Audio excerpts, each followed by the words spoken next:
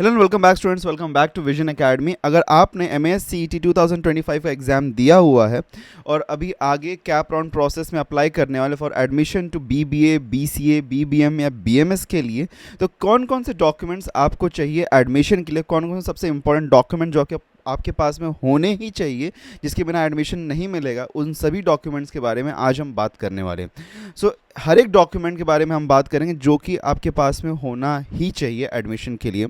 उन सभी डॉक्यूमेंट्स के बारे में one by one, step by step हम बात करेंगे। चलिए शुरुआत करते हैं। सबसे पहली चीज़ यहाँ पे हम देख सकते हैं, सबसे पहली चीज़ आपको एक पासपोर्ट साइज़ फ़ोटोज़ चाहिए। ठीक है, so you need multiple passport size photos. At least मैं यहाँ पे कहूँगा सभी लोगों को कि एक लेटेस्ट पासपोर्ट साइज़ फ़ोटो को आप अपना क्लिक करवा के रख लीजिएगा, खिंचवा के रख लीजिएगा।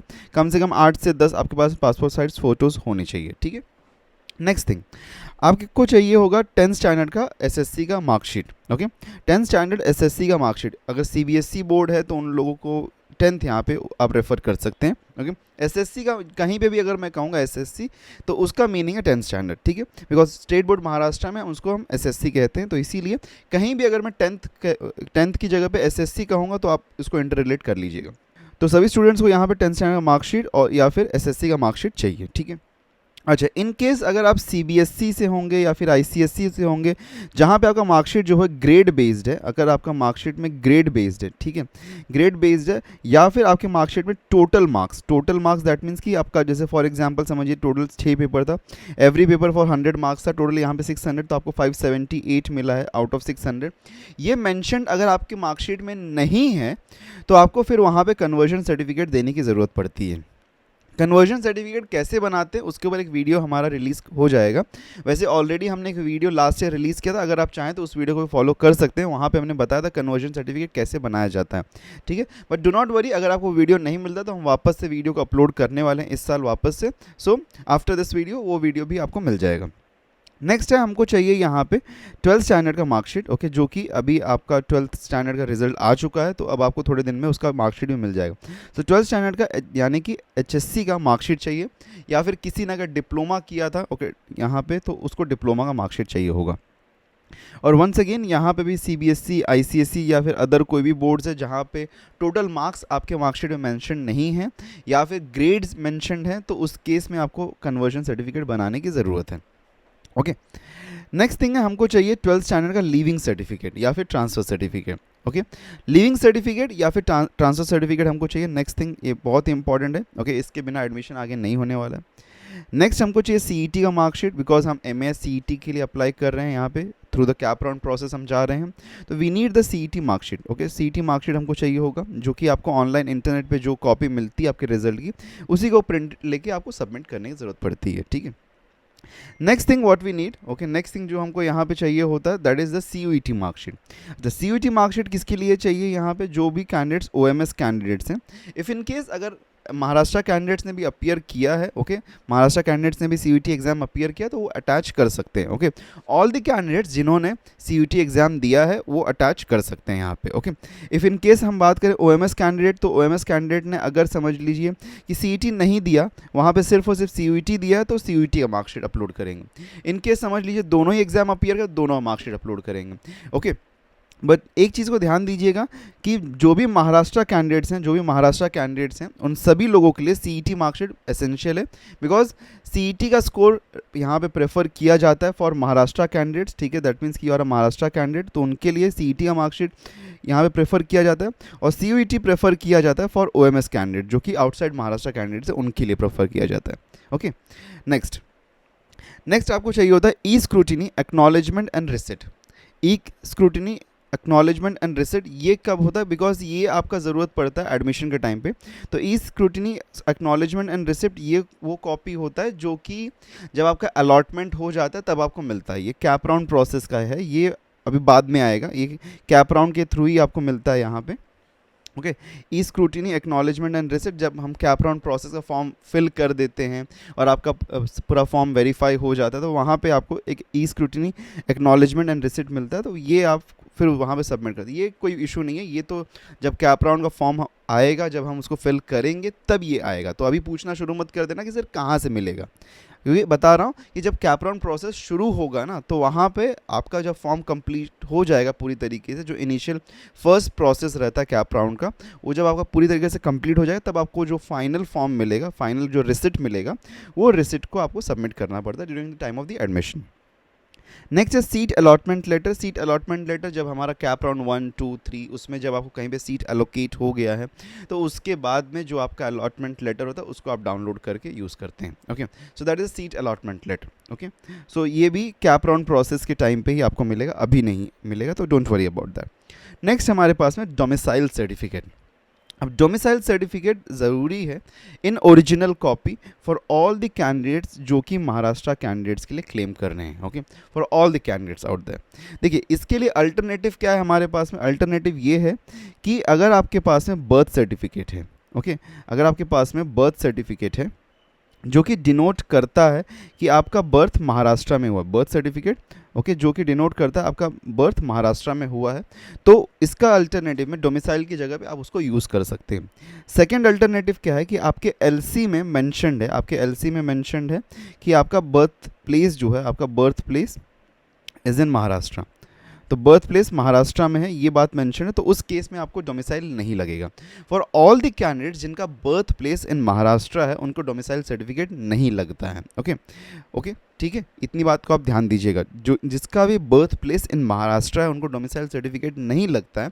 For all the other candidates जिनका बर्थ प्लेस महाराष्ट्र में नहीं है, and to prove yourself that you are a Maharashtra candidate, आपको डोमिसाइल सर्टिफिकेट सबमिट करने की ज़रूरत पड़ेगी। अच्छा, एक चीज़ और मैं एडिशनल कहना चाहूँगा for all the students out there जिनका बर्थ प्लेस महाराष्ट्र में है, उनके लिए भी, कि इफ़ एट ऑल अगर आप बनवा पाएँ डोमिसाइल सर्टिफिकेट, तो प्लीज़ गो अहेड और जाके बनवा लीजिएगा। ओके, प्लीज़ जाके डोमिसाइल सर्टिफिकेट बनवा लीजिएगा। Okay, for all the candidates out there, मैं कह रहा हूँ ऑल द, रिगार्डलेस आपका बर्थ इन महाराष्ट्र है या नहीं है, उसके रिगार्डलेस में मैं कह रहा हूँ सभी कैंडिडेट्स बनवा लीजिएगा। ठीक है, all the Maharashtra candidates, all the Maharashtra candidates, please go ahead. Okay, सभी आप लोग जाके अपना डोमिसाइल बनवा लीजिए, regardless of you being a Maharashtra candidate. आपका दैट मीन्स आपका बर्थ महाराष्ट्र में हुआ है नहीं हुआ, उससे कोई फ़र्क नहीं पड़ता, आप बनवा लीजिए। क्यों बनवा लीजिए? क्योंकि कभी कभी कहीं ना कहीं मांग ही लेते हैं वो लोग। ओके, कभी कभी क्या होता है कि कैप राउंड प्रोसेस में इनिशियली आपको ई स्क्रूटिनी राउंड जो हमारा होता है, जहाँ पे जो सेंटर जो हमारा सीईटी सेल है वो वेरिफिकेशन के लिए नहीं मांगता है, वो कहता है ठीक है, ओके, आपके पास में बर्थ सर्टिफिकेट है, it's okay fine. But admission के टाइम पे कुछ कॉलेजेस होते हैं जो कि अड़ जाते हैं, बोलते हैं नहीं हमको डोमिसाइल ही चाहिए। सो इसलिए मैं कह रहा हूँ बनवा लीजिए, सभी लोग बनवा लीजिए, बहुत ही ईजी प्रोसेस, बहुत डिफिकल्ट नहीं होने वाला। अभी भी हमारे पास है मोर देन 1 मंथ का टाइम है, ईजिली आप बनवा पाएंगे। तो एंड में मत कहिएगा कि सर भूल गया। Okay, please do go head और बनवा लीजिएगा डोमिसाइल को। अच्छा, एक और क्वेरी होगा लोगों को कि, एक और क्वेरी होगा हमारे पास में कि OMS candidates, okay, OMS candidates ये कैसे बनवाएंगे डोमिसाइल? आपको ज़रूरत नहीं, बिकॉज आप आउटसाइड महाराष्ट्र कैंडिडेट हैं, तो आपको डोमिसाइल की ज़रूरत नहीं। जैसे आप यहाँ पे आपके पास में जब ऑप्शन आता है फॉर्म फिलिंग का कैप राउंड का, तो वहाँ पे येस या नो का ऑप्शन आता है, तो जैसे आप नो करते हैं ना, तो आपको फिर डोमिसाइल का रिक्वायरमेंट हट जाता है आपके लिए, तो आपको डोमिसाइल देने की ज़रूरत नहीं। लेकिन जो भी स्टूडेंट्स डोमिसाइल ऑफ महाराष्ट्र के लिए येस कर रहे हैं, उनको डोमिसाइल देने की ज़रूरत है। तो OMS कैंडिडेट्स को बनवाने की ज़रूरत नहीं, बिकॉज सिर्फ और सिर्फ महाराष्ट्र का ही डोमिसाइल सर्टिफिकेट है, तभी यूज़फुल है। ठीक है, नेक्स्ट थिंग हमको चाहिए इंडियन नेशनैलिटी सर्टिफिकेट। अब इंडियन नेशनैलिटी सर्टिफिकेट में आप डोमिसाइल को यूज़ कर सकते हैं, बिकॉज उसके टॉप पे लिखा होता है डोमिसाइल सर्टिफिकेट / नेशनैलिटी सर्टिफिकेट। अगर आपके पास में इंडियन नेशनैलिटी सर्टिफिकेट नहीं है, तो उसकी जगह पे आपको प्लेस ऑफ बर्थ डिनोट करना पड़ता है, जो कि आपका प्लेस ऑफ बर्थ, जो कि LC पे लिविंग सर्टिफिकेट या फिर ट्रांसफर सर्टिफिकेट, अगर इंडिया में कहीं भी मैंशनड है, आपका प्लेस ऑफ बर्थ कहीं पे भी आपके लिविंग सर्टिफिकेट या फिर ट्रांसफर सर्टिफिकेट पे आपका place of birth in India कहीं पे भी मैंशन है, तो आप उसको यूज़ कर सकते हैं। या फिर अगर आपके पास में इंडियन पासपोर्ट है, तो आप उसको यूज़ कर सकते हैं एज ए नेशनैलिटी सर्टिफिकेट। ठीक है, सो 3 चीज़ें यहाँ पे आप यूज़ कर सकते हैं, या तो इंडियन नेशनैलिटी सर्टिफिकेट ही बनवा लीजिए, ओके, या तो आप डोमिसाइल यूज़ कर लीजिए, you can use the domicile, या फिर आप LC या TC को यूज़ कर सकते हैं, जहाँ पे मेंशन होना चाहिए कि आपका place of birth in Maharashtra है, या फिर आपके पास में इंडियन पासपोर्ट होना चाहिए। सो ये चारों में से कोई भी एक डॉक्यूमेंट अगर आपके पास में होगा, so it will eligible, you are eligible. Next, proforma O चाहिए होता है for minority candidates. Okay, proforma O चाहिए होता है for minority candidates, that means कि जो कैंडिडेट्स माइनॉरिटी में, अप्लाई करना चाहिए, लिंग्विस्टिक माइनॉरिटी या फिर किसी भी माइनॉरिटी में अप्लाई करना चाहते हैं तो उसके लिए परफॉर्मा ओ रिक्वायर्ड होता है। परफॉर्मा ओ का नीचे लिंक हमने दे दिया, एंड में मैं अभी एक्सप्लेन करूँगा उसके रिगार्डिंग तो क्या होता है, उसको कैसे फिल करना होता है, ठीक है। तो proforma O is required. Next, income certificate चाहिए होता है। Income certificate for TFWS candidate, जो भी कैंडिडेट्स यहाँ पे TFWS कैटेगरी में, TFWS में होता क्या है कि आपका जो फीस होता है उसको वेव ऑफ कर दिया जाता है, टोटल फी वेवर स्कीम है। तो आपका जो फीस होता है कंपोनेंट, उसमें फीस कंपोनेंट में आपका एक ट्यूशन फीस होता है, तो ट्यूशन फीस वेवर स्कीम है, तो आपका जो ट्यूशन फीस होता है उसको ज़ीरो कर दिया जाता है। बाकी सारे फीस आपको देने की ज़रूरत पड़ती है, लेकिन बाकी ट्यूशन फीस, आपका जो majority of the tuition fees होता है उसको ज़ीरो कर दिया जाता है। जैसे कि इंफ्रास्ट्रक्चर फीस अगर हमारे पास में, कॉलेज डेवलपमेंट फीस है, वो सब फीस पे करने की ज़रूरत पड़ती है, लेकिन जो हमारा ट्यूशन फीस होता है वो ज़ीरो कर दिया। तो TFWS में अगर कोई स्टूडेंट अप्लाई करना चाहता है तो उसको इनकम सर्टिफिकेट चाहिए, ठीक है। उसका फैमिली का इनकम सर्टिफिकेट मेजरली आपके फादर के नेम पे होगा वो, तो इनकम सर्टिफिकेट चाहिए फॉर द करंट ईयर, इस साल का हमको चाहिए। और इसका क्राइटेरिया है कि 8 लाख से कम अगर आपके फैमिली की इनकम है, 8 लाख पर एनम, ओके। इससे कम है, ओके, इससे कम होना चाहिए। अगर आपका family income 8 lakh per annum से कम है तो आप TFWS सीट्स में अप्लाई कर सकते हैं। सिर्फ यहाँ पे ज़रूरत है हमको एक इनकम सर्टिफिकेट की। नेक्स्ट, EWS सर्टिफिकेट, ओके, जो भी स्टूडेंट्स EWS में अप्लाई करना चाहते हैं, ओके, EWS सर्टिफिकेट या फिर उसका रिसिट चाहिए, okay, but EWS certificate by the time of the admission आपके पास में आ जाना चाहिए। सो EWS सर्टिफिकेट या फिर आपको रिसिट की ज़रूरत पड़ती है, तो यू शुड हैव दैट अगर आप EWS में अप्लाई करना चाहते हैं। कास्ट सर्टिफिकेट चाहिए फॉर ऑल द कैंडिडेट जो कि कास्ट रिजर्वेशन में अप्लाई करना चाहते हैं, SC ST OBC VJ NT, किसी में भी अगर आप अप्लाई करें तो उसके लिए आपको कास्ट सर्टिफिकेट चाहिए। नेक्स्ट आपको चाहिए कास्ट वैलिडिटी सर्टिफिकेट चाहिए, ओके, या फिर और नेक्स्ट हमको चाहिए caste non creamy layer certificate, ठीक है। अच्छा, कास्ट वैलिडिटी सर्टिफिकेट जो हमारे पास में है, ओके, कास्ट वैलिडिटी सर्टिफिकेट उस नहीं है तो अभी इनिशियली कैप राउंड के प्रोसेस में आपका रिसिट भी काम कर जाएगा, okay. If you have the receipt that will be also okay, but at to the time of the admission, okay, तो उसका एक डेडलाइन आपको दिया जाता है, तब तक आपको सबमिट करना पड़ता है। तो please apply for the caste validity certificate as well as the non creamy layer certificate, ठीक है। तो ये तीनों डॉक्यूमेंट्स यहाँ पे रिक्वायर्ड होते हैं, okay, all these 3 documents are required, okay, based upon your, okay. अब जैसे देखिए अगर हम यहाँ पे बात करें तो आपको यहाँ पे क्या क्या चाहिए वो मैं बता देता हूँ। अगर SC ST से कोई बिलोंग कर रहा है तो SC ST से कोई बिलोंग कर रहा है तो उसको, SC ST से कोई बिलोंग कर रहा है तो उसको यहाँ पे कास्ट सर्टिफिकेट और कास्ट वैलिडिटी सर्टिफिकेट चाहिए, ओके। अगर कोई यहाँ पे बाकी किसी भी कास्ट से बिलोंग कर रहा है, for all other, okay, all other के बारे में अगर हम बात करें, जिसमें जैसे फॉर एग्जांपल OBC आ गया, ओके, OBC है, VJ है, NT है, ओके, कोई भी अनदर कास्ट से अगर आप बिलोंग कर रहे हैं, ओके, तो उसमें आपको ये तीनों ही सर्टिफिकेट चाहिए आपको, okay. So do remember that कि अगर आप बिलोंग कर रहे हैं फॉर SC ST तो आपको कास्ट सर्टिफिकेट और कास्ट वैलिडिटी सर्टिफिकेट चाहिए, और अगर आप बाकी कोई भी अनदर कास्ट से बिलोंग कर रहे हैं तो उसमें आपको तीनों ही सर्टिफिकेट्स का रिक्वायरमेंट है, ओके। एटलीस्ट आपके पास में रिसिट तो होना ही चाहिए कि आपने अप्लाई किया है, इतना तो आपके पास में उतना तो होना ही चाहिए before going for the admissions. Next आगे बढ़ते हैं, कुछ और भी डॉक्यूमेंट्स है। गैप सर्टिफिकेट चाहिए। गैप सर्टिफिकेट एक काइंड का एफिडेविट होता है, this is kind of an affidavit, okay. Affidavit है ये हमारा, जो कि कोई भी एडवोकेट से आप बनवा सकते हैं, okay. You can go to any advocate, reach out to any advocate near you, वो 1000 या 1500 रुपीज़ लेगा और बना के आपको ये दे देगा।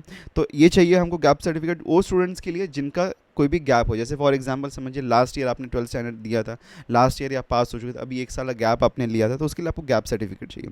मोस्ट कॉलेजेस इसको डिमांड करते हैं, ओके। नेक्स्ट आपको चाहिए migration certificate, okay, for other than state board candidates if required by the college. तो other than state board that means कि फॉर एग्जांपल अगर आप मध्य प्रदेश से आ रहे हैं या फिर झारखंड से आ रहे हैं या फिर उत्तर प्रदेश, केरला, कर्नाटका, कहीं और से आ रहे हैं, तो उस केस में आपको माइग्रेशन सर्टिफिकेट भी चाहिए, तो बोर्ड ट्रांसफ़र माइग्रेशन सर्टिफिकेट चाहिए होता है, ओके। सो अगर हमारे पास में, ओके, अगर हमारे पास में माइग्रेशन सर्टिफिकेट नहीं तो फिर एडमिशन नहीं होता। तो मोस्ट केसेस में हमारे पास में क्या होता है कि we require a migration certificate, okay. तो कॉलेज पे कॉलेज ये डिफ़र करता है कि कुछ कॉलेजेस डिमांड करते हैं, कुछ कॉलेजेस डिमांड नहीं करते हैं। नेक्स्ट फिर हमको फिजिकल फिटनेस सर्टिफिकेट चाहिए होता है, कुछ कॉलेजेस का इसके लिए भी डिमांड होता है कि फिजिकल फिटनेस सर्टिफिकेट हमको चाहिए, ओके। तो फॉर्मेट खुद कॉलेज प्रोवाइड कर देता है, वो जस्ट आपको कोई भी आपके जो नियर बाय या फिर फैमिली डॉक्टर होते हैं उनके पास में लेके जाना होता है एंड वो जस्ट साइन अप करके दे देते हैं। ये कोई बहुत बड़ा क्रिटिकल डॉक्यूमेंट नहीं है, ये ईजिली ये बनवाया जा सकता है। आधार कार्ड, कोई भी ID प्रूफ या प्रूफ ऑफ रेसिडेंस हमको चाहिए होता है, सो मेक श्योर कि you have your Aadhaar card and everything in place. उसी के साथ में फाइनल हमको एक डिमांड ड्राफ्ट भी लगता है फॉर द फीस पेमेंट, तो फीस पेमेंट के डिमांड ड्राफ्ट लगता है, that is a later on stage. But majority of the documents क्या क्या लगते हैं वो मैंने आपको बता दिया। अब उसी के साथ में कुछ इंपॉर्टेंट नोट भी रहता है कि ये नोट है कि जब एडमिशन के लिए आप प्रोसीड करते तो उस टाइम पे मिनिमम 3 सेट जेरोक्स ले लीजिए, okay, get all the xerox documents attested, contact the college if to check. So ये सारे स्टेप्स हैं, ये आप पढ़ सकते हैं for yourself. Next domicile के बारे में बात करता। डोमिसाइल देखिए, डोमिसाइल में एक्सेप्शंस मैंने बता दिए कि बॉर्न इन महाराष्ट्र अगर है, मेंशन इन एलसी है या फिर बर्थ सर्टिफिकेट अगर आपके पास में है तो फिर आप यहाँ पे आपके पास में एक्सेप्शन है, बट फिर भी मैं रेकमेंड करूँगा कि please get a domicile certificate. Next हमारे पास में है then next thing that we have is Indian nationality certificate. इसके लिए लिविंग सर्टिफिकेट वर्क कर सकता है, बर्थ सर्टिफिकेट वर्क कर सकता है, इंडियन पासपोर्ट वर्क कर सकता है, या फिर इंडियन नेशनलिटी सर्टिफिकेट। तो इंडियन नेशनलिटी सर्टिफिकेट के बारे में अगर हम बात कर रहे हैं, okay, if you talking about the Indian nationality certificate, तो डोमिसाइल जैसे हमारे पास में जब होता है तो certificate of the age, nationality and domicile ये होता है, तो डोमिसाइल सर्टिफिकेट को आप यहाँ पे यूज़ कर पाएंगे। नेक्स्ट इनकम सर्टिफिकेट किसके लिए रिक्वायर्ड होता है? TFWS कैंडिडेट्स के लिए रिक्वायर्ड होता है। TFWS कैंडिडेट्स के लिए 5% सीट्स यहाँ पे अवेलेबल होते हैं, दैट मीन्स कि आउट ऑफ 100 हम अगर बात करें तो 5 सीट्स रिजर्व्ड होते हैं in all the colleges out there, 5 seats reserved होते हैं फॉर द TFWS कोटा। तो जिसका भी फैमिली इनकम 8 लाख से बिलो है, 8 लाख से नीचे है एनुअल इनकम, तो वो इसके लिए अप्लाई कर सकता है। और सिंपल सा केस है, ओके, सिंपल सा केस है, यहाँ पे क्या रिक्वायर्ड है, सिर्फ और सिर्फ इनकम सर्टिफिकेट रिक्वायर्ड है। तो you can reach out to any E Seva Kendra, वो आपको बना के दे देंगे। नेक्स्ट है EWS सर्टिफिकेट, ये मैंने ऑलरेडी बता दिया, जैसे आपको मैं ब्रीफ में बता रहा हूँ, ओके। फिर ये हमारा कास्ट डिस्ट्रीब्यूशन है कि किसको कितना परसेंटेज होता है, this is the rough around जो अभी तक हमारे पास में data from the CET cell आया हुआ है। So that is the caste distribution हमारे पास में ये है, ओके।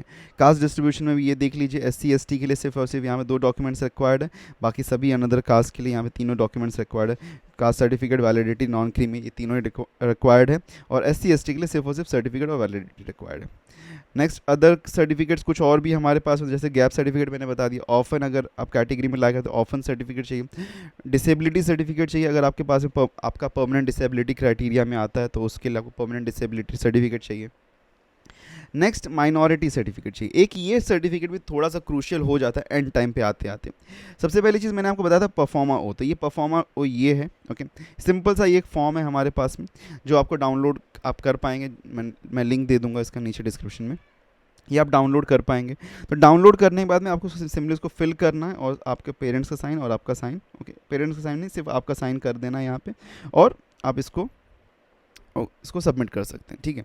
अच्छा, कुछ कॉलेजेस होते हैं, कुछ कॉलेजेस जैसे कि CET सेल, तो इसको डायरेक्टली आप सिंपल जेरोक्स लेके फिल करके सबमिट कर देंगे तो भी एक्सेप्ट हो जाता है। कुछ कॉलेजेस जो होते हैं वो कहते हैं कि इसका एफिडेविट बना के लाइए, ओके।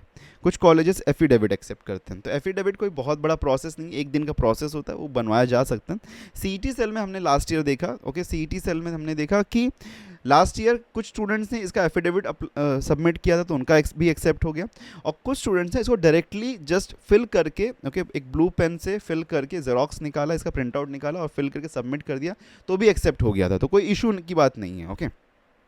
अब यहाँ पे अगर हम देखते हैं तो 2 चीज़ें इंपॉर्टेंट है कि जब आप फॉर्म फिल करेंगे तो ऐसा लिखा हुआ था, declaration of the candidate of the respective language of the religious minority community, that means की परफॉर्मा ओ, ओके। उसकी जगह पे हमारे पास में हम क्या यूज़ कर सकते हैं कि स्कूल सर्टिफिकेट पे, अगर आपके स्कूल सर्टिफिकेट के ऊपर, ओके, आपका रिलीजन या फिर मदर टंग लिखा हुआ है, रिलीजन या फिर मदर टंग लिखा हुआ है, तो आप फिर माइनॉरिटी के लिए अप्लाई कर पाएंगे। तो आपके LC पे मेंशन है तो आपको कुछ करने की ज़रूरत नहीं, सिंपली आप उसको सबमिट कर दीजिए, आपका काम हो जाएगा। कुछ कॉलेजेस जो होते हैं at the time of the admission, okay, इन दोनों इसके अलावा, ओके, इस डॉक्यूमेंट के अलावा एक और डॉक्यूमेंट मांगते हैं। वो डॉक्यूमेंट जैसे कि अगर हम यहाँ पे देखिए, मीठी बाई का रिक्वायरमेंट है लास्ट ईयर का, तो उन्होंने क्या कहा कि उन्होंने पहली बात कही कि ठीक है हमको ये तो चाहिए ही, ओके। तो SSC या फिर HSC सर्टिफिकेट, equivalent marksheet indicating that the college, okay, candidate has taken Gujarati as a subject of his और own college, okay. That means कि स्टूडेंट ने माइनॉरिटी प्रूफ करने के लिए उसने गुजराती लिया था, या फिर उसके फादर, मदर, ब्रदर किसी ने तो भी, ओके, किसी ने तो भी यहाँ पे गुजराती लिया था, तो ये चीज़ यहाँ पे चाहिए होती है। Other than that, a tested photocopy of the first page and the relevant page where candidate's name appears in the Vasti Patra. That means कि community directory. That means कि for example अगर कोई person गुजराती community में तो उनके Gujarati community के directory में वो mentioned है, उसका नाम आ रहा है, तो ये चाहिए. या फिर कोई भी लेटेस्ट सर्टिफिकेट कोई भी समाज सोसाइटी या ट्रस्ट है जो कि उस कम्युनिटी से बिलोंग करता है. जैसे फॉर एग्जांपल गुजराती कम्युनिटी से बिलोंग करता है कोई ट्रस्ट है, ओके, कोई रजिस्टर्ड ट्रस्ट है, तो उसके लेटर हेड पे लिख के मिलना चाहिए कि दिस और this person belongs to this minority category, जैसे गुजराती कैटेगरी या फिर सिंधी कैटेगरी. तो ये कुछ कॉलेजेस डिमांड करते हैं जो कि क्रूशियल हो जाता है. तो इसलिए मैं कह रहा हूँ कि जो भी लोग माइनॉरिटी से बिलोंग करते हैं, जैसे माइनॉरिटी से अगर Gujarati minority, Sindhi minority, Sikh minority, तो जस्ट गेट टू कोई भी आप रीच आउट करिए कोई भी समाज के या फिर सोसाइटी या फिर ट्रस्ट के पास में, ओके, जिसका रजिस्टर्ड उनके पास में वो ट्रस्ट का रजिस्टर्ड एक नंबर होना चाहिए. वो आपको लेटर हेड पे लिख के देंगे कि you belong to so and so category या फिर सो एंड सो माइनॉरिटी. तो वो फिर आप आगे यूज़ कर पाएंगे. तो ये चीज़ है कि माइनॉरिटीज़ के लिए इंपॉर्टेंट हो जाती है. लास्ट ईयर बहुत सारे स्टूडेंट्स को यहाँ पे बहुत दौड़ना भागना पड़ गया था, लेकिन इस साल मैं आपको पहले बता रहा हूँ कि क्या क्या करने की ज़रूरत है. बिकॉज सीईटी तो आपका परफॉर्मर ओ एक्सेप्ट कर लेता है, लेकिन एडमिशन के टाइम पे, ओके, एडमिशन के टाइम पे जो कॉलेजेस होते हैं वो फर्म हो जाते हैं कि नहीं, हमको यही चाहिए ही चाहिए, उसके बिना हम एडमिशन ही नहीं कंसीडर करेंगे. सो दैट इज़ द रीज़न कि मैं बता रहा हूँ कि आप पहले ही इस चीज़ को आप पूरा कर लीजिएगा, ठीक है. So this was all the documents, okay, ये ऑल द डॉक्यूमेंट्स का लिस्ट था हमारे पास में जो कि आपको रिक्वायर्ड होगा during the time of the admission, okay. So please do go head, एक बार चेक कर लीजिए थरली कि सभी डॉक्यूमेंट्स आपके पास में है या नहीं है, कौन से डॉक्यूमेंट्स बनवाने की ज़रूरत है. So please do a check for all the documents out there, okay. And for more such videos don't forget to subscribe us. Meet you in the next lecture. Till then take care and good bye.